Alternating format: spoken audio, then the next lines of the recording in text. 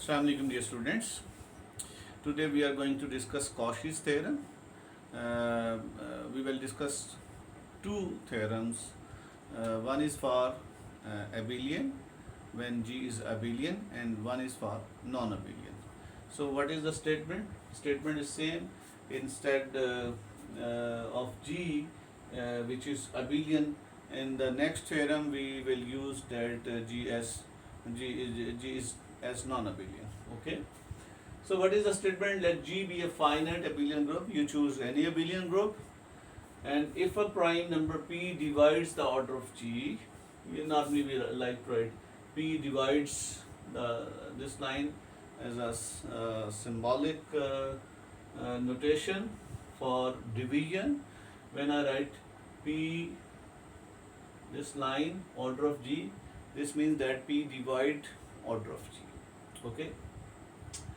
So if a prime number P divides the order of G, then G contains an element of order P. You are given that G an abelian group, and you are also given that P, any prime number, is a divisor of order of G. If P divides the order of G, then you have to show that G must contains an element of order P. Let's discuss with the help of examples. If we take V4, V4 is an abelian group. The order of V4, this is equal to 4, that is 2 square. So there is only one prime number you can choose, that is 2. Since 2 divide 4, so V4 must has an element of order 2. You know that what is V4? V4 is A, B sided, A square, B square is equal to AB square is equal to E. So you see, here are three elements of order 2. One is A, one is B, and the next is AB. All are elements of order P, which was 2. Okay. The idea is, if G is an abelian group, finite abelian group, and a prime number P divides the order of G, then G must has an element of order P. For example, if you take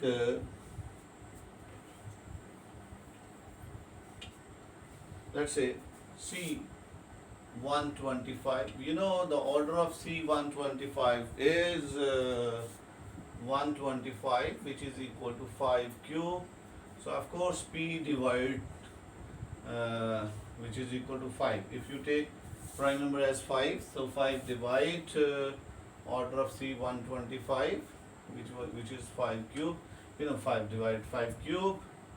So there must be an element of order 5 in C125. You know that all cyclic groups are abelian, and 5 is a divisor of the order of C125, or you can say that 5 is a factor of the order of C125.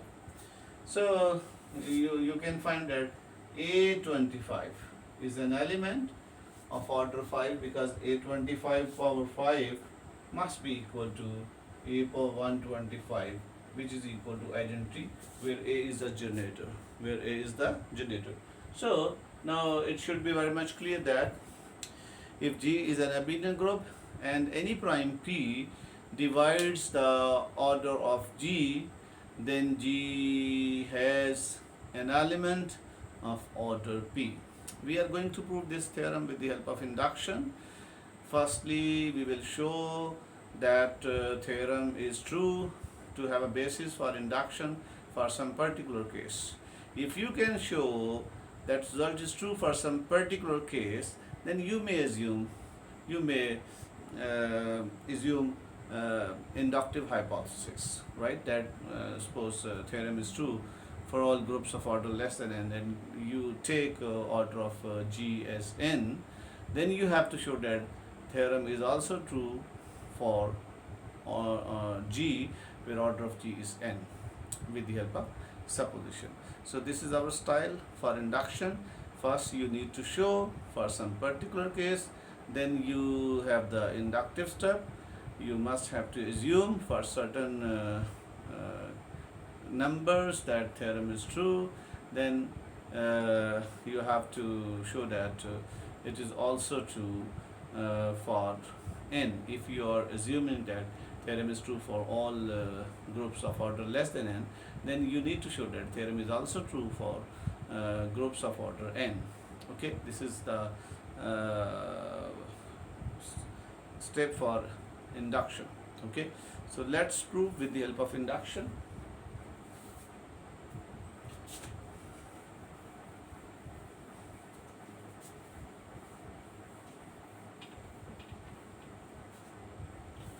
Okay, proof.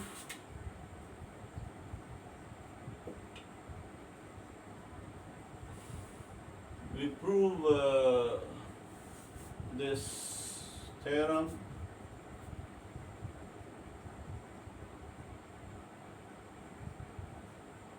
by induction.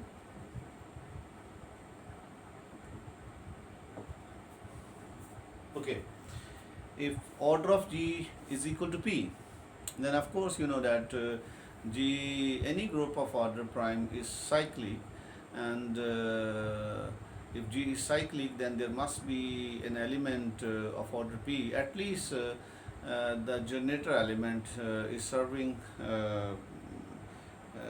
according to the theorem, because you know that the order of generator is in fact the order of the a cyclic group.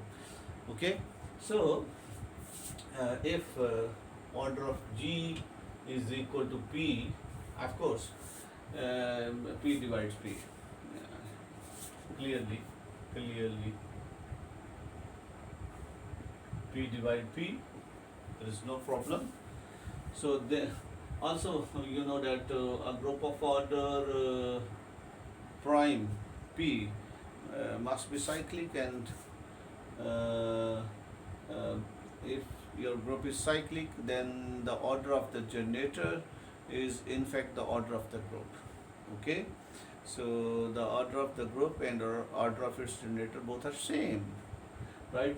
So in this case there must be an element in the form of generator of order P. So our theorem is true. That's why you have a basis for induction. Okay, then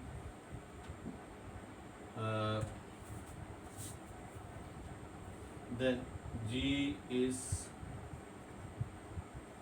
cyclic, and we know that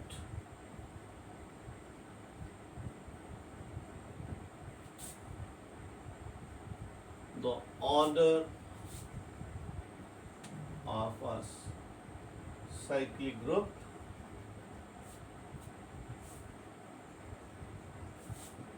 is in fact the order of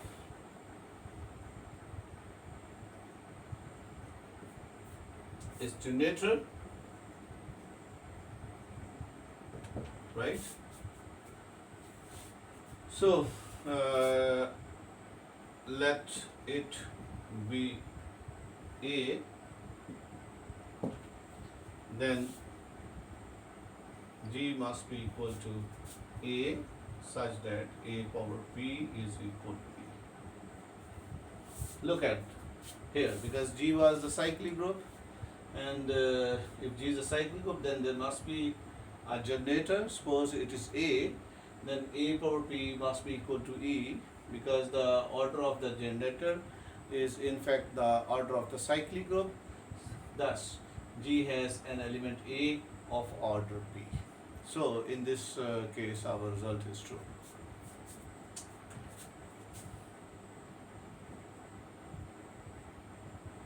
So in this case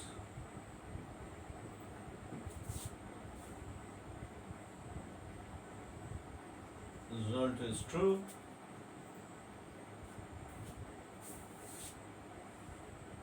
as A is an element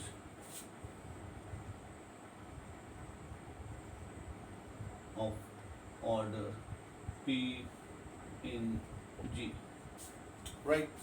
Next, we suppose that you have inductive step. You assume that theorem is true for all groups of order less than n, okay? And assume that the order of G is n, right? This is our inductive step. So we have a basis for induction. If you have shown that your result is true for some particular case, as I told you earlier, that if you have proved that your result is true for some particular case, then of course we have a basis for induction. So that's why you may assume that theorem is true for all groups of order less than n. And suppose the order of G is equal to n, with P divides the order of G. Okay. Next, we suppose that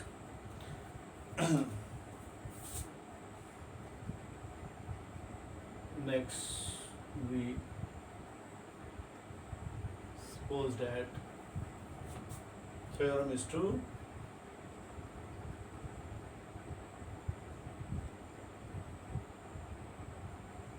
for all groups of order less than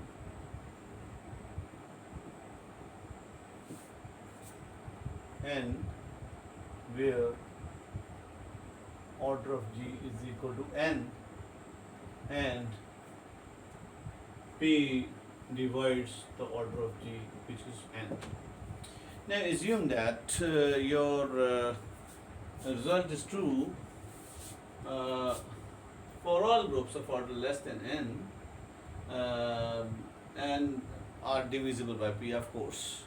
If the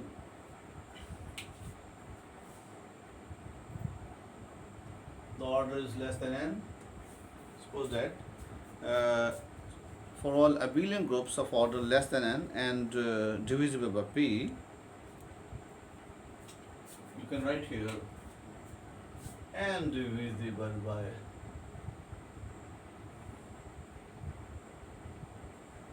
P, right? Okay. What is the induction hypothesis? Is that we suppose that theorem is true for all abelian groups of order less than n and divisible by P, right? I mean to say that we assume that your result is true for all groups of order less than n and those integers which are divisible by P as well. And assume that order of G is equal to n. Means that, say, if you find that some G dash is a group whose order is n dash, which is less than n, and P divides n dash, this means that what we are supposing, suppose you have a group G dash whose order is n dash, where n dash is less than P, and prime P divides n dash. Then our supposition says that G dash must has an element of order P. This is our supposition. So what I am saying that, suppose theorem is true for all abelian groups of order less than n and divisible by P, which are divisible by, of course, you are letting those orders which are less than n and are divisible by P, and are divisible by P, and are divisible by, you write, and are divisible by P. So in the next step, we suppose that order of G is equal to n, and suppose P also divides n. So now you have to show that there exists an element of order P in G, right? So we have two cases.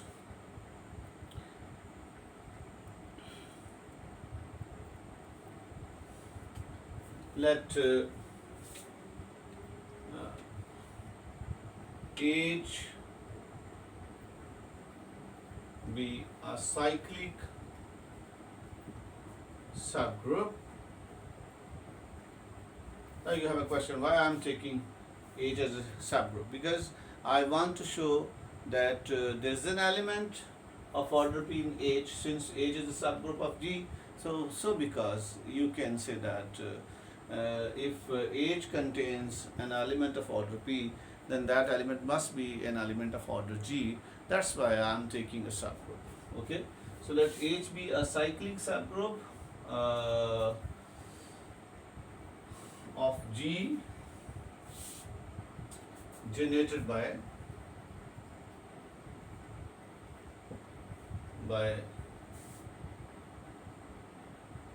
E is not equal to A belong to G.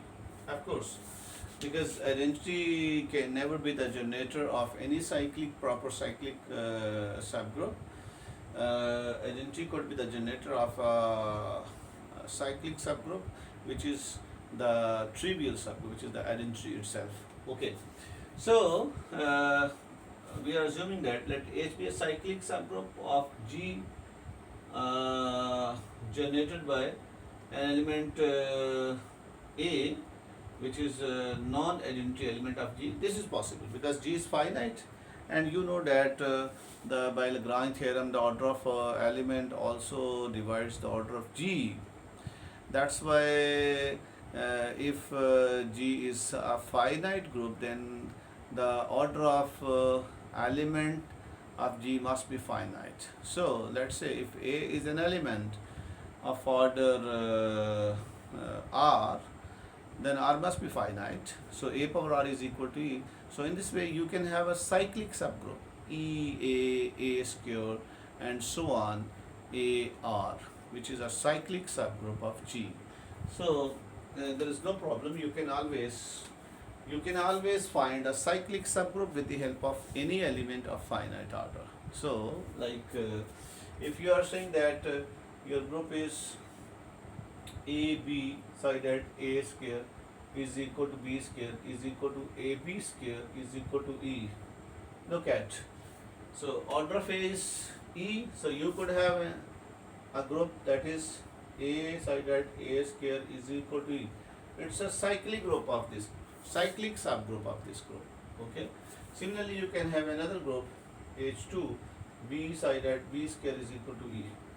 This is another thing, that whether these groups are isomorphic or not, I'm not discussing this thing, but I want to show that if you have an element of finite order of an abelian group or whatever, non-abelian, if you have an element of finite order of a group G, then that element can generate a cyclic subgroup. That's why there is no ambiguity, there is no confusion, hesitation at all to consider such a H cyclic H. So let H be a cyclic subgroup of G generated by a non-identity element A belong to G. Of course, you have some order as well. So let order of H is equal to K. Say, suppose order of H is equal to K, where K is an integer. Now, you know that since P is a prime, and the relation of a prime number with any other number, you have only two relations. Either P divides K or P does not divide K. So if P does not divide K, then P and K must be relatively prime to each other. So remember, every prime number has a relation with any other integer A. Either P divide A or P and A are relatively prime. I can state this.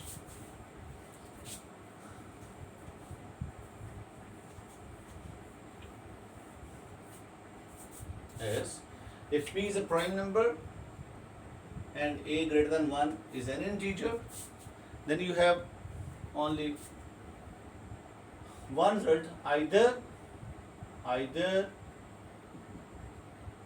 P divide A or P and A are relatively prime. Similarly here, since order of H is equal to K, so P is a prime number. So that's why either P divide K or P and K are relatively prime. Okay. So similarly, either P divide K or P and K are relatively prime. That's why you have only two possibilities. Either P divide K or P does not divide K. When P does not divide K, this means that P and K are relatively prime. Okay. So thus we have two possibilities. Then there are two possibilities. Then there are two possibilities.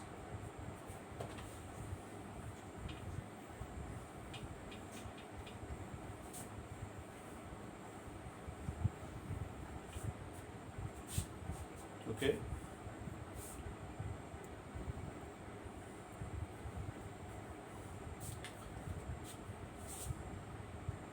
Number one, P divide K, that is P K is equal to some PQ. Okay, you should be able to know a little bit number theory. What is the definition of divisibility? You know that in integer m, a positive integer m, divide an integer a. If you can find another integer b such that a is equal to mb, or you can say that any positive, if m is a positive integer, then m divide a, an integer a, if there exists an integer b such that a is equal to mb, right? You can say that m divide a, if there exists an integer b such that a can be expressed as mb. Okay, you can see like this. So if you have some integer n and you want to divide with some integer m, there must be some quotient so that you are getting nothing, remainder is 0. So you can say that n is equal to qm, right? So I am saying that an integer m will divide another integer m if you can find some quotient integer such that n is equal to qm. Like we are saying that 2 divides 6. If 2 divides 6, then you must get some 3, so that 6 must be equal to 3 times 2. This is the definition of divisibility. So in this way we are saying that 2 will divide 6. Similarly, you are saying that 3 will divide 6. So when I am saying that P divide K, this means that there must be some integer Q, of course, greater than or equal to 1, greater than 1, such that K is equal to PQ. This is our first case, okay? And the second case is that P and K are relatively prime, means that P does not divide K, okay? So what happens? We will discuss 1 and 2 separately. Okay, for 1,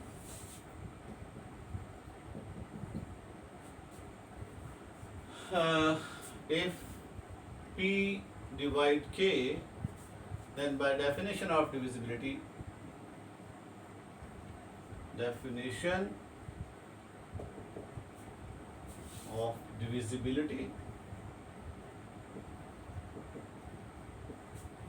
there must be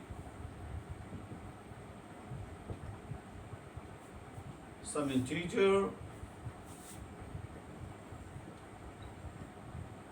q greater than 1 such that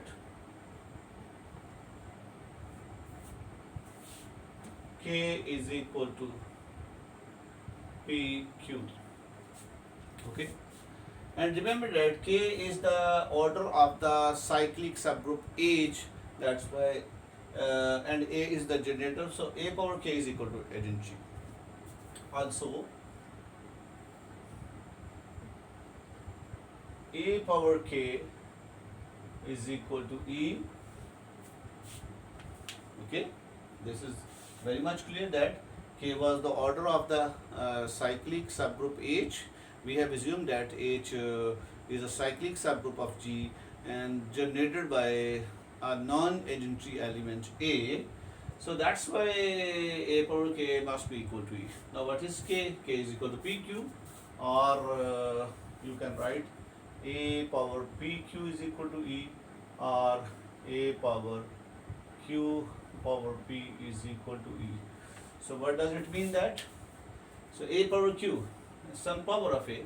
Since the cyclic subgroup H was generated by A, and that's why A power Q must be an element of H as well. And look at its order. So A power Q power P is equal to E. This shows that A power Q is an element of order P in H, and since H is a subgroup of G, so because we can say that A power Q is also an element of order P in G as well. Okay, so we can write this. This means that case 1 is clear. Okay.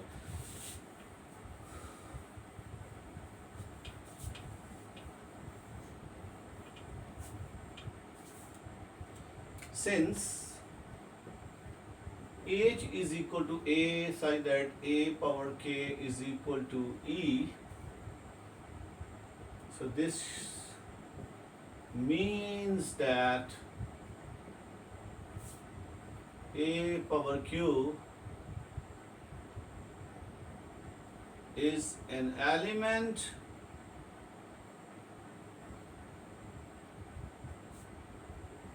of order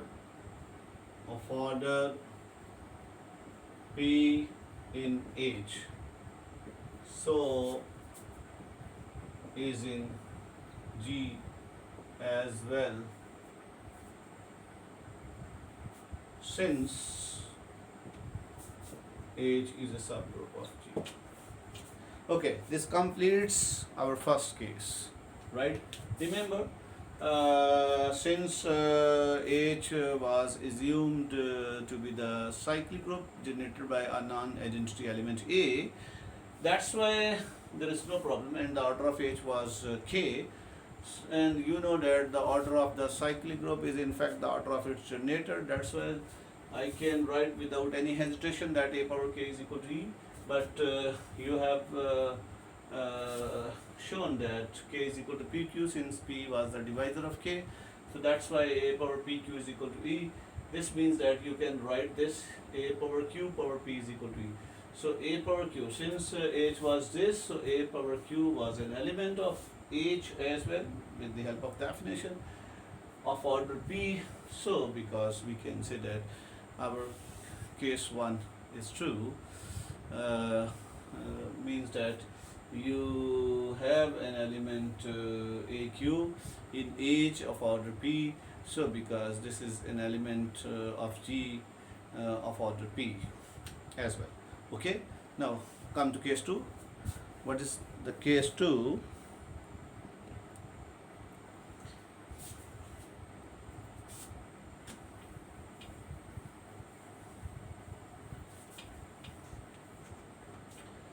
Now in case 2, you know that if G is abelian, then all its subgroup must be normal. This is very easy to prove this result, that if G is abelian, then every subgroup H in G must be normal in G. Okay, since case 2, since G is abelian,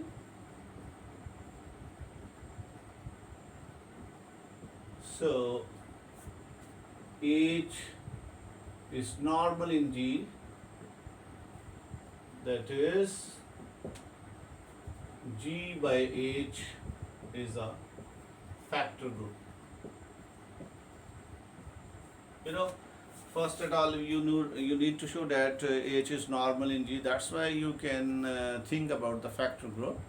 Okay, so the G by H is a factor group since H is normal in G. And what is the order of G by H? What is the order of G by H? Also, we see that order of G by H is equal to, in fact, order of G by order of H, and this is equal to now order of G by K. So this implies K time order of G by H is equal to order of G. Look at this. You have seen that order of G by H is equal to order of G by order of H, and order of H is equal to K. So order of G by K, you can multiply here. So K time order of G by H is equal to G. Now on the right side, P divides order of G. So because P divides this, but P does not divide K in case 2. So because P divides this, right? Now see, P divide this, and order of this group must be less than order of G which was in. So by induction hypothesis, G by H must contain an element of order P, right? Now, the case is very easy.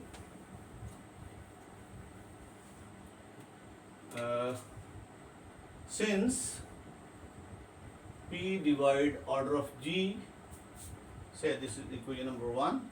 So by 1,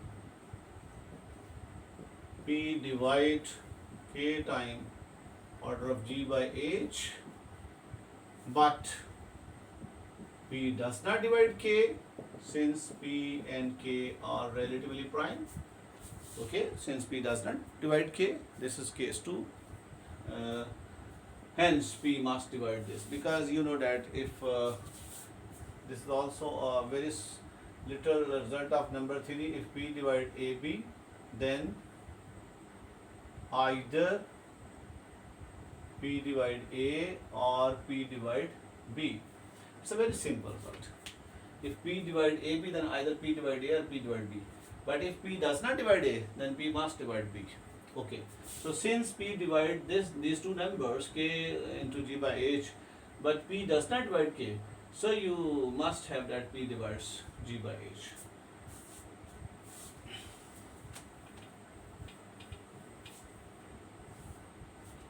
Hence, P divide order of G by H. Also, it is clear that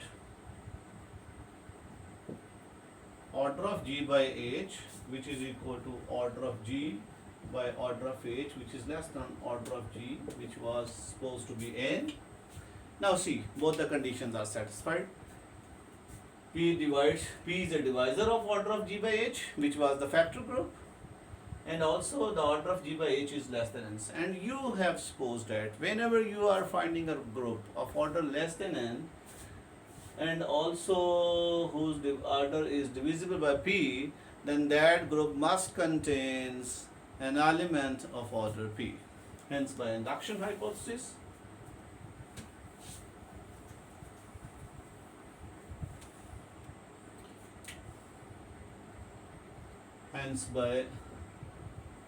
induction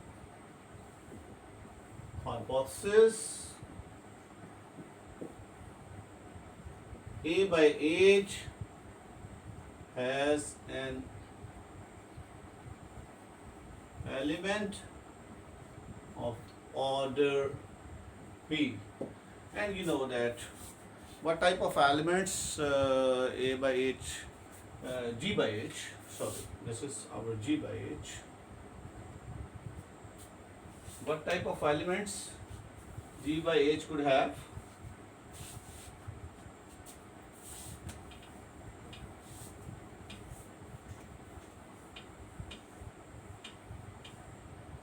See, G by H is equal to GH where G belong to G. These are in fact the left cosets. Okay, so G by H has an element of order P. Let this be GH, where G belong to G. Then GH power P is equal to H. Okay, if the order of this is P, then the GH power P should be identity. And in last lecture I have told you that the identity of G by H is in fact this normal group H. That's why we are saying that GH power P is equal to H. H was the identity of G by H, and that's why GH, order of GH, if the order of GH is equal to P, then GH power P should be identity, but identity of this group, and the identity of this group is H, because this is a group of sets, cosets, right? And you know that with the help of multiplication of factor groups, elements, multiplication between the elements of factor group, this is in fact G power P H is equal to H. So this implies if and only if G power P belong to H, right? So this shows that G power P is an element of order G power P is an element of H, and you know that P and order of H are relative prime. So G power P is also another generator of H. You have a very well theorem that was in cyclic group. Let G be a cyclic group of order n, then A power k also generates G if and only if K and N are relatively prime. Remember, we have a very well known theorem that if G is a cyclic group of order n, then A power k also generates G if and only if K and N are relative prime. So by using this theorem, we like to find number of generators in a cyclic group, and this is in fact the definition of Euler-Tauschent function. So by using Euler-Tauschent function, you can find the number of generators in a cyclic group of any order, right? So since G power P belong to H and P and order of H, that is K, are relatively prime to each other, so that's why G power P is also a generator of H, right?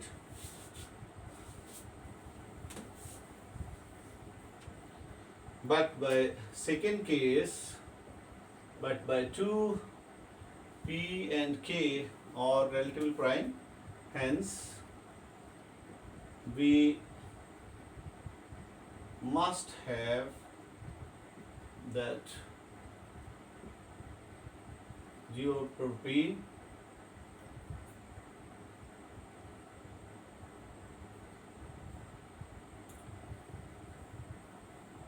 hence G power P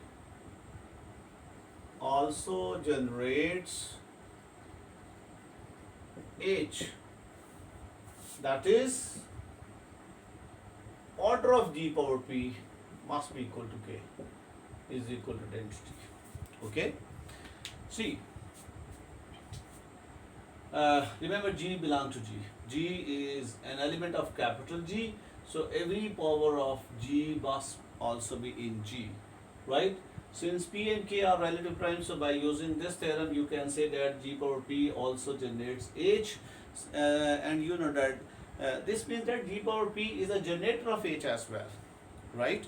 And you know that the order of generator is in fact the order of the cyclic group, and the order of cyclic group was K, H was K, so that's why G power P power K must be equal to E. Or you can say that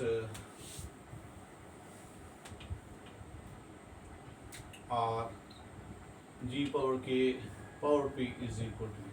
Hence, it is very much clear that g power k is an element in G of order P. This clearly shows that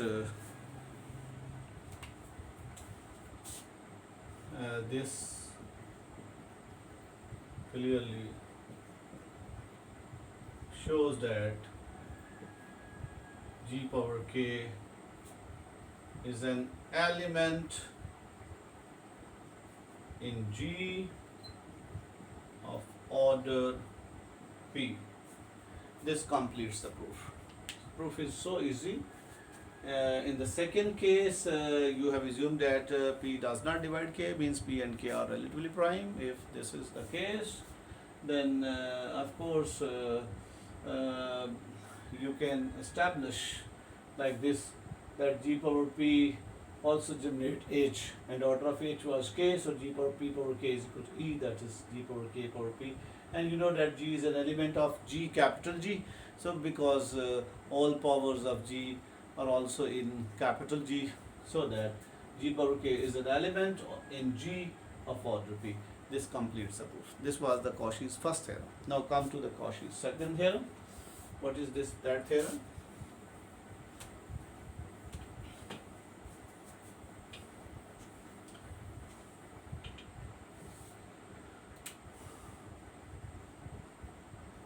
Cauchy's theorem for non-abelian.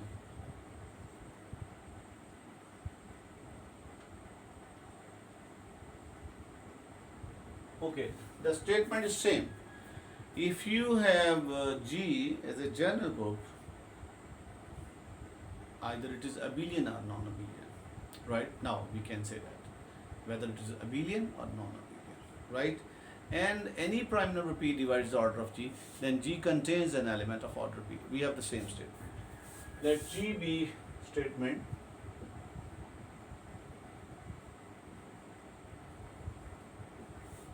G be a group, let G be a finite group, and P divides the order of G, then G contains an element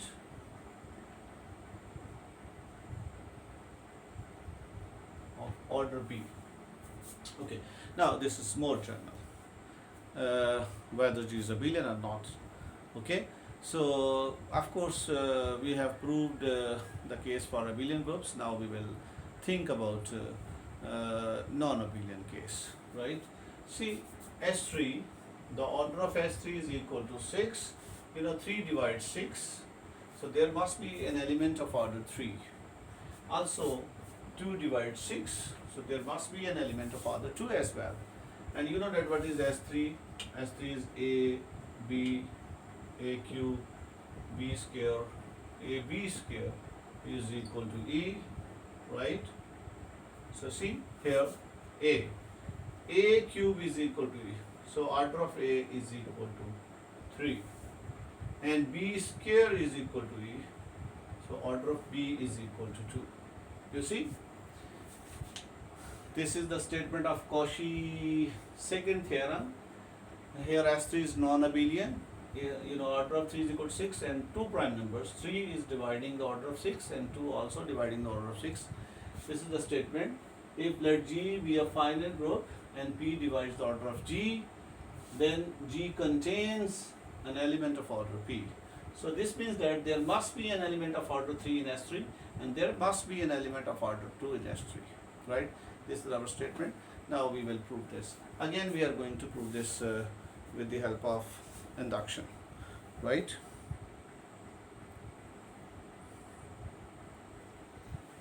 The first idea is same.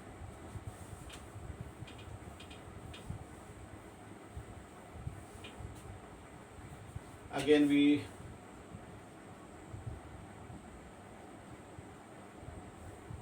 prove by induction proof. let order of G is equal to P, a prime number.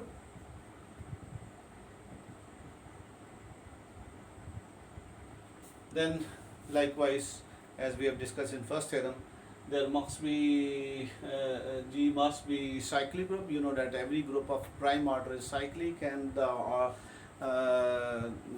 order of the cyclic group is in fact the order of its generator. So there must be an element of order P, right? So you can write as we have discussed earlier, right? So next, this means that you have a basis for induction. Now you can apply. Assume that our theorem is true for all groups of order less than n, and which are also divisible by P. So we have the same induction. Assume we have the same idea, that assume our group is that theorem is true for all groups of order less than n and which are divisible by P. Means whenever you are finding a group whose order is less than n and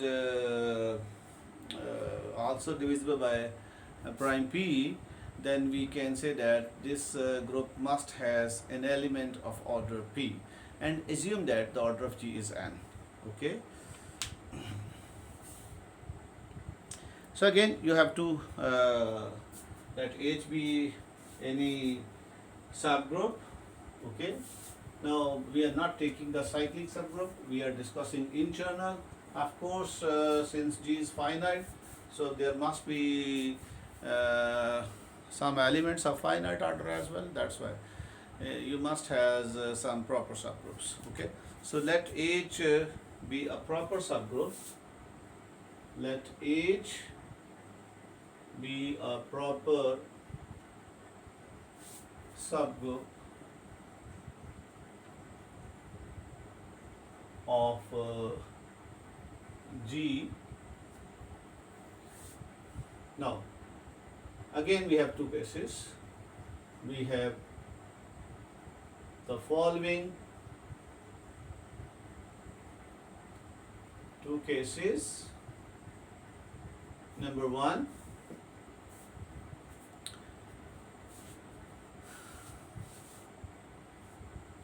G contains H whose index is prime to P. G contains such a G contains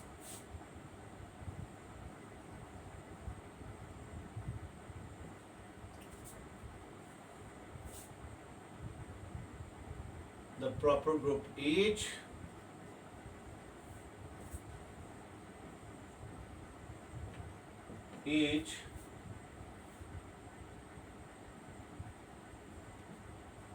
such that P does not divide order of H. Okay. We can discuss the first case, like P divides the order of H. Okay. Suppose G contains a proper subgroup with this condition as well. So in this case our theorem is true, because H is a proper subgroup and order of H is less than, of course, G, and P is dividing the order of H, hence by induction hypothesis H must has an element of order P, and that element must be an element of order G, of order P in G as well. So because theorem is clear, okay, we have to do nothing. And the second case is G contains the proper subgroup H such that P divides order of H. And the second is G does not contain any such a proper, any such H so that P divides the order of H. This means that whenever H is a proper subgroup in G, then P does not divide order of H. So second case, any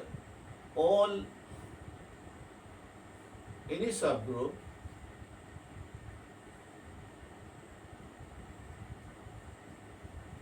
any proper subgroup H in G, any proper subgroup H in G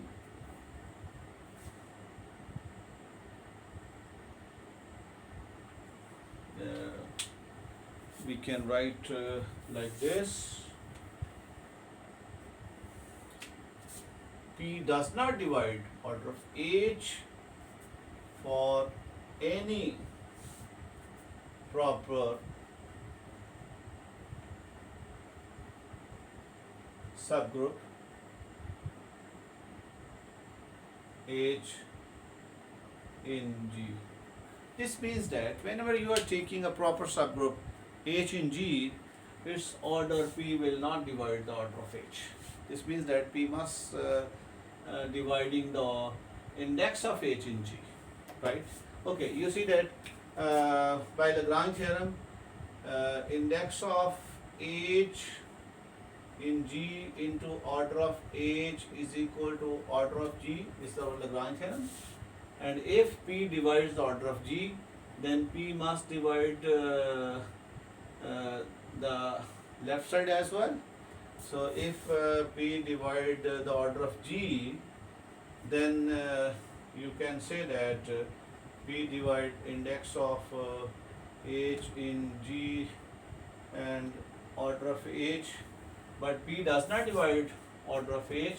So if P does not divide order of G, then P divide index, right? So this implies P divide index of H in G, since P does not divide order of H.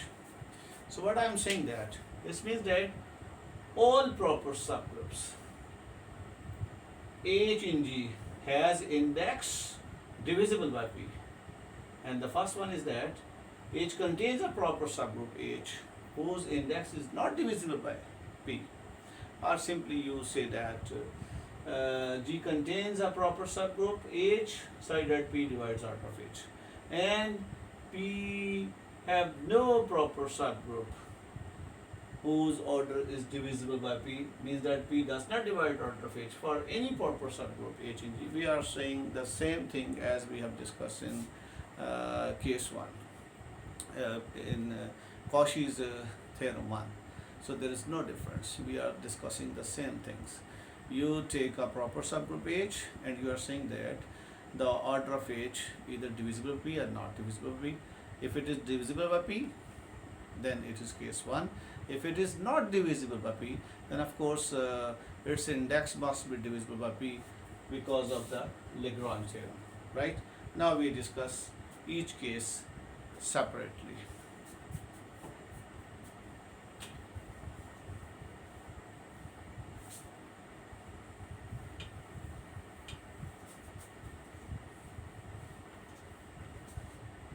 So case 1, since H is a proper subgroup of G and so order of H must be less than order of G, which was an also P divide order of H. This was our first case. Since H is a proper subgroup, so order of H must be less than order of G, which is equal to N, and P divide order of H. This is our first case. Hence, by induction hypothesis, H must has an element of order P. Hence, by induction hypothesis, H must has an element of order P. So since H is a subgroup of G, so any element of order P in H is also in G as well. So thus G has an element of order P as well, right? Since H has an element of order P and H is a subgroup of G, so because that element is also in G as well, so because G has an element of order P, this completes the case 1. Now for case 2,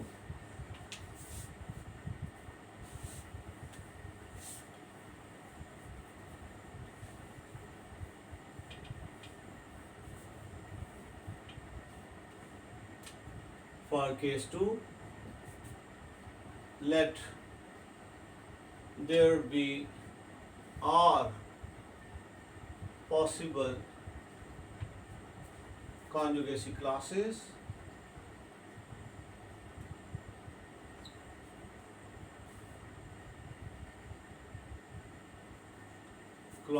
in G, then the class equation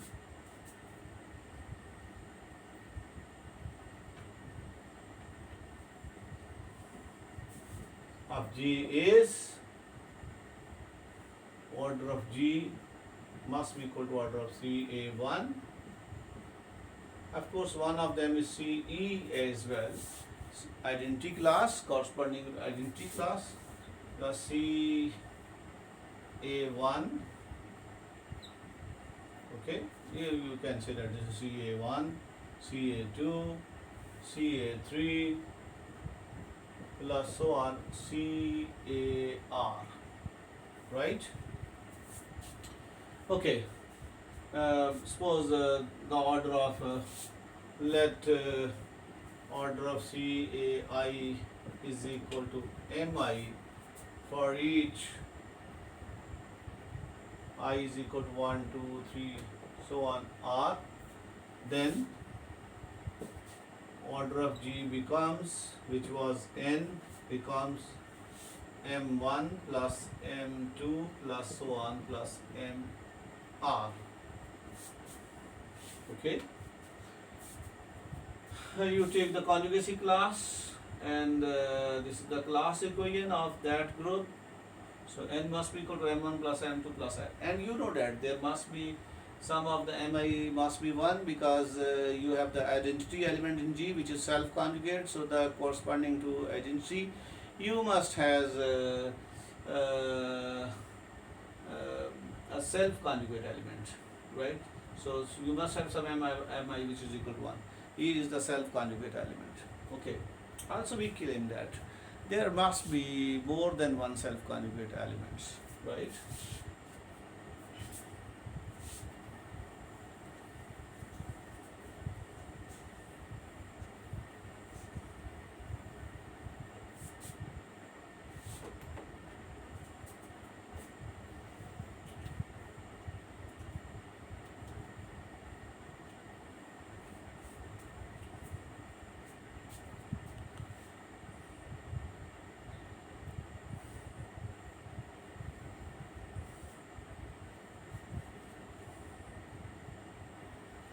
Okay, we have supposed that P divide index of H in G.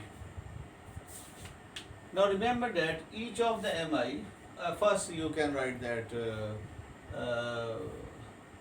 here one of the identity class, so it must be 1. So this imply N is equal to 1 plus M2 plus M3 plus so on plus MR, right?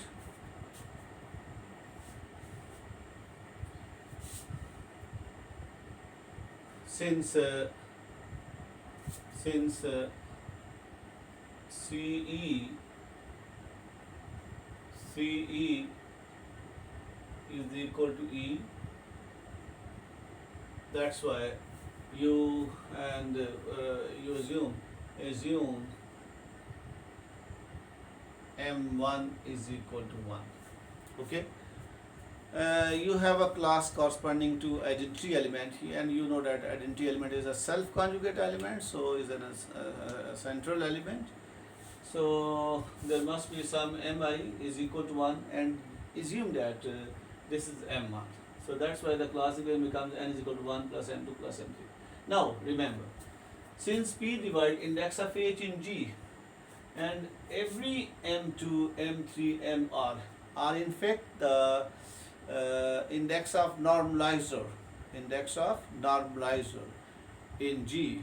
So being index, all are divisible by P, and the left side is also divisible by P. So because this one should be divisible by P, but P is a prime number. Thus to balance the equation, we must have at least P self-conjugate element or multiple of P self-conjugate elements, right? We know that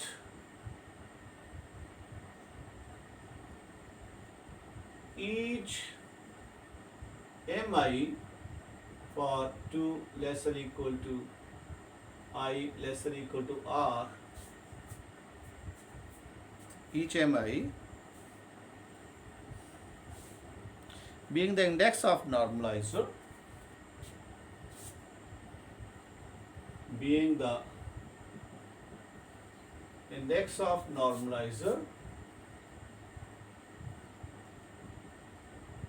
of the representative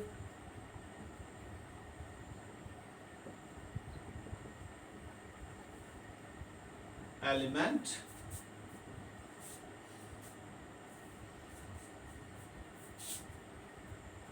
must be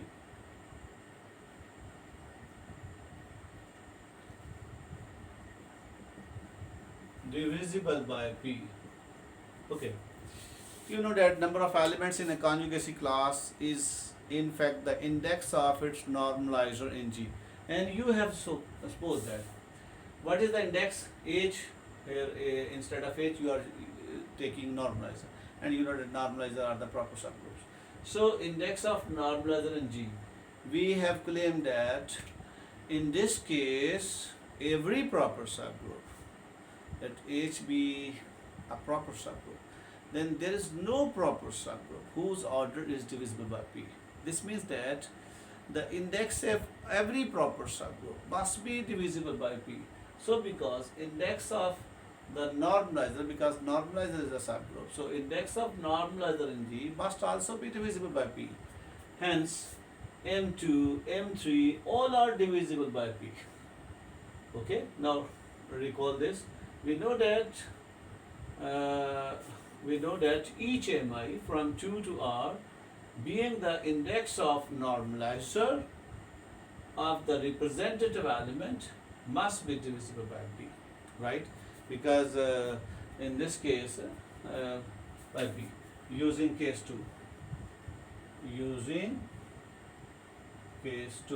this is because of case 2, your index of any proper subgroup is divisible by P, because the order is not divisible by P you are given. So if order is not divisible by P, then by Lagrange theorem index must be divisible by P.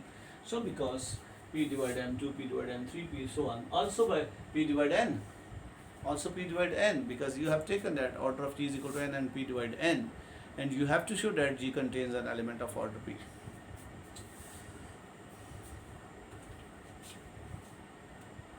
Now since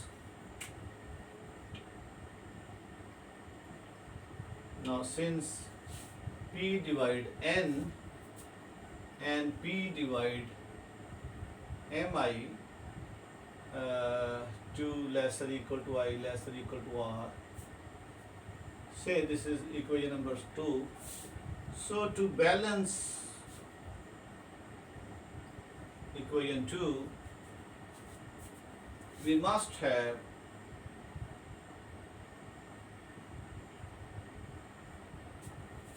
P divide 1, but P is a prime number.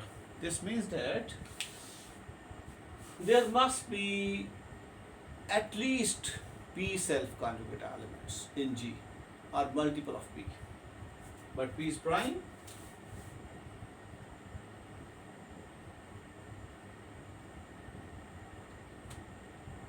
So we deduce that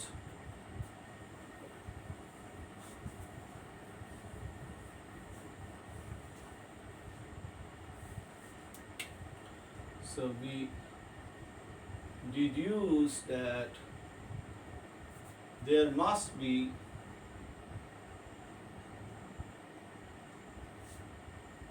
P or multiple of P self-conjugate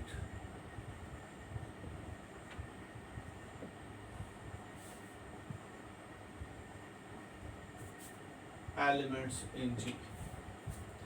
And we know that self-conjugate elements are in fact the center elements. So the center of this group must be of order P or multiple of P, right? But all self-conjugate elements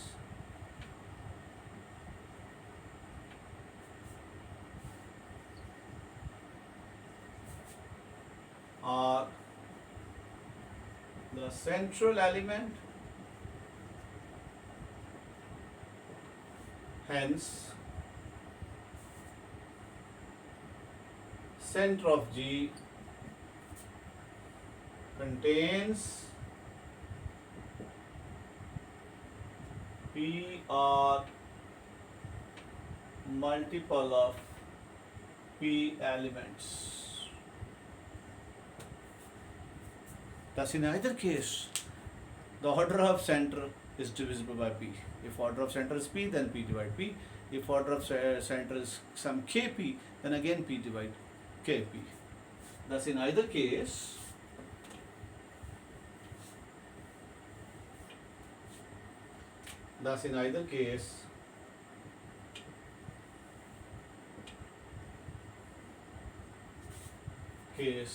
P divide the order of center of G, also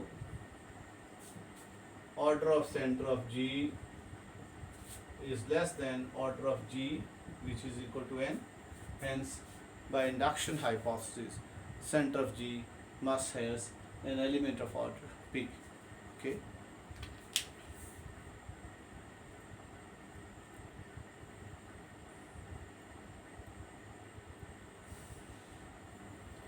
Thus, also here without induction you can say something, because center of G is a abelian group, so you can use Cauchy first theorem that every abelian group must has an element of order P. And since center of G contains an element of order P, so because this is the more better way to write P divided center of G. Since center of G is abelian, so by Cauchy's first theorem,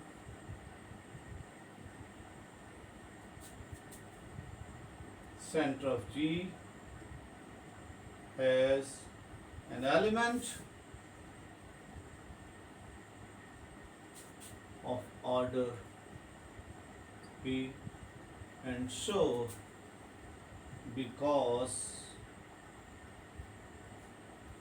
G has an element of order P, right? Our idea was to show that P divides the order of center, and you know that center is abelian. So by Cauchy first theorem, what was the first theorem? If G is an abelian group and P is a divisor of order of G, then G must has an element of order P. So since center of G is abelian and P divide the center of G, order of center of G, so by Cauchy's first theorem, center of G must has an element of order P. And since center is a subgroup, so that element must be an element of order G as well. This completes the proof. Okay, in this lecture we have finished both the Cauchy results, Cauchy theorem 1 and Cauchy theorem 2, These are also very important and play a significant role in Taylor's theory. Next, we are going to start the definition of a Taylor subgroup. Thank you very much. Allah Hafiz.